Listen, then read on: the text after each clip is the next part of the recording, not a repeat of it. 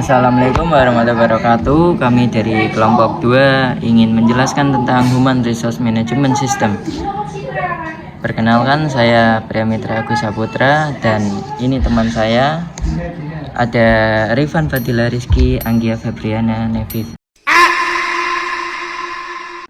Neviana, dan Ahmad Sofil Karim. Human Resource Management atau manajemen SDM adalah bidang dalam manajemen yang bertanggung jawab untuk merencanakan, mengorganisasi, mengarahkan, dan mengendalikan kegiatan terkait sumber daya manusia dalam suatu organisasi. Mencakup segala hal yang terkait dengan karyawan, mulai dari jangka waktu, pengembangan, evaluasi, kinerja, hingga manajemen kompensasi dan manfaat. Apa itu HRMS? HRMS adalah singkatan dari Human Resource Management System, sebuah perangkat lunak software yang digunakan untuk mengotomatiskan tugas-tugas monoton di HR Departemen. Pekerjaan seperti mengelola data karyawan, memeriksa absensi, memantau jam kerja, menghitung penggajian, dan sebagainya. Dengan bantuan sistem ini, staf HR dapat mengakses semua keperluan HRD dari mana saja, kapan saja, melalui perangkat seluler dan komputer. Hebatnya, perangkat HRMS juga terintegrasi dengan tools lain seperti Performance Management System atau PMS atau Benefit Administration System atau BAS. Sejarah HRMS. HRMS pertama kali dikembangkan pada tahun 1970-an ketika perusahaan ingin mengotomatisasi manajemen karyawan. Pada tahun ini mulai dirancang sebuah sistem yang terkomputerisasi untuk proses absensi, kehadiran, penggajian, hingga menyusun agenda perusahaan. Pada perusahaan PeopleSoft memperkenalkan sistem HRMS yang memiliki fitur yang cukup lengkap. Pada tahun 1990-an, kemunculan internet membuat perkembangan HRMS semakin canggih dan fleksibel. HRMS sudah dilengkapi dengan fitur teknologi cloud untuk menyimpan data-data yang dapat diakses kapan saja dan di mana saja. Sekarang HRMS sudah memiliki fitur analik yang mampu menganalisa berbagai data terkait sumber daya manusia, khususnya terkait performa kinerja karyawan. Fungsi dan tujuan HRMS. HRMS memungkinkan untuk menyederhanakan, mempercepat, dan mengotomatisasi dan mengoptimalkan proses Departemen Sumber Daya Manusia. Jika ingin memiliki sistem manajemen sumber daya manusia HRMS yang lengkap dan terintegrasi, maka seluruh siklus hidup karyawan di perusahaan harus terdigitalisasi. Fungsi penting lainnya adalah karyawan dapat menggunakan alat ini untuk mencari sumber daya, mengubah profil, mengelola ketidakhadiran, memasukkan faktur, pembayaran, dan remunerasi. Tujuannya adalah untuk mencegah Departemen Sumber Daya Manusia bertindak sebagai perantara antara karyawan dan informasi yang mereka buat atau milik mereka. Fitur HRMS yang memudahkan karyawan. HRMS dirancang untuk membantu Departemen Sumber Daya Manusia dalam melaksanakan tugas administratif dengan lebih efisien. Berikut ada 7 fitur HRMS yang dapat memudahkan administrasi karyawan Anda. Fitur umum SDM.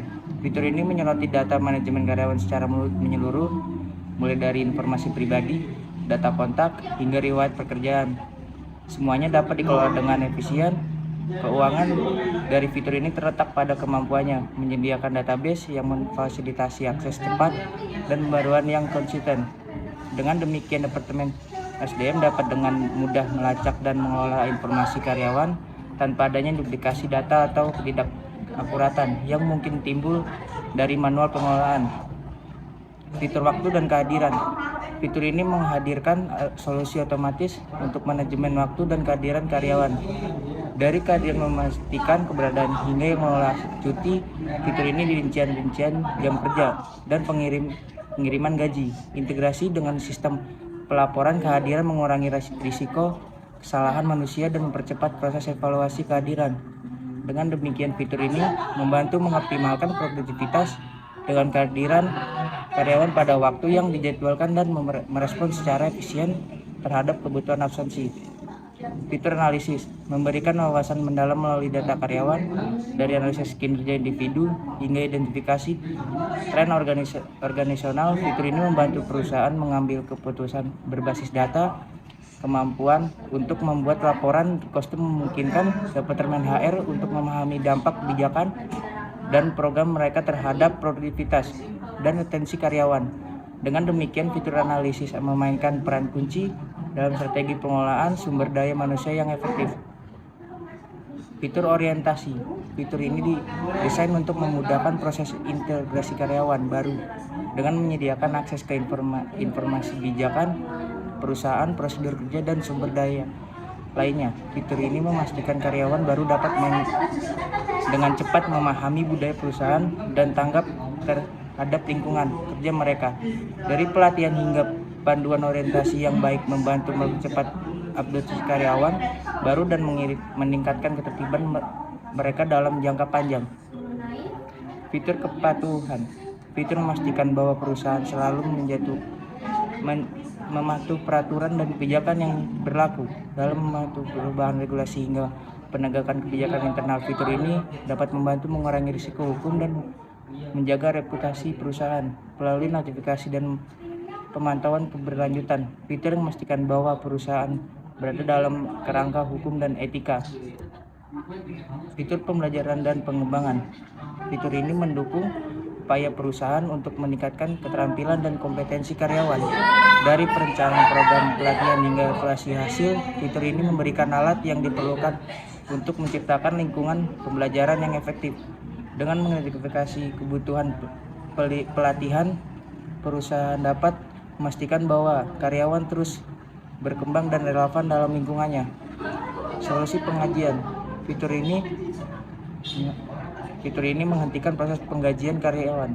Dari perhitungan gaji hingga pemotongan pajak, solusi penggajian otomatis mengurangi potensi kesalahan dan meningkatkan efisien. Integrasi yang baik dengan fitur waktu dan kehadiran memastikan bahwa penggajian mencerminkan akurat kerjaan yang dilakukan karyawan. Fitur ini merupakan langkah krusial untuk memastikan bahwa karyawan diberi penghargaan sesuai dengan kontribusi mereka. Secara keseluruhan, sistem ini mendefinisikan 6 proses inti SDM. Yang pertama ada People HR.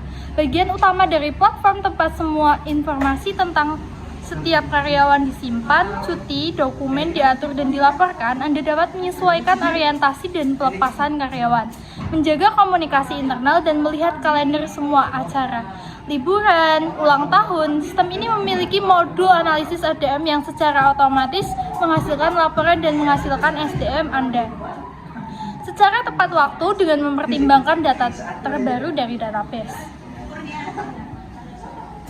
Kemudian yang kedua ada People Recruit. Untuk perekrut dan spesialis SDM yang bekerja dengan resume dan kandidat menghasilkan lowongan pekerjaan yang mengkoordinasi proses dan perekrutan.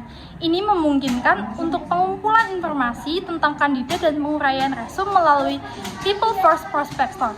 Ekstensi ini secara otomatis akan menghubungkan kandidat ke posisi terbuka di tim Anda. Yang ketiga ada People Pulse. Modul ini memberi bisnis kemampuan untuk mengirimkan survei kepada karyawan untuk mengetahui seberapa puas mereka dalam menilai situasi di perusahaan. Anda dapat membuat pertanyaan Anda sendiri atau menggunakan template yang sudah jadi dari sistem, mengatur dinamika pengiriman dan melihat dashboard dengan semua metrik berdasarkan hasilnya. Kemudian yaitu ada People Perform. Modul ini membantu mengevaluasi kinerja perusahaan dengan OKR, memantau KPI, pertemuan 1-1, umpan balik 360 derajat. Anda dapat dengan mudah melakukan tinjauan kinerja, menetapkan dan menilai tujuan untuk setiap karyawan, tim atau perusahaan, serta memantau status tujuan dan perubahan hasil sehingga tim lebih efisien dan sukses. Kemudian yang kedua itu ada People Time, yaitu modul ini membantu Anda melacak waktu setiap karyawan atau proyek dan melacak efisiensi.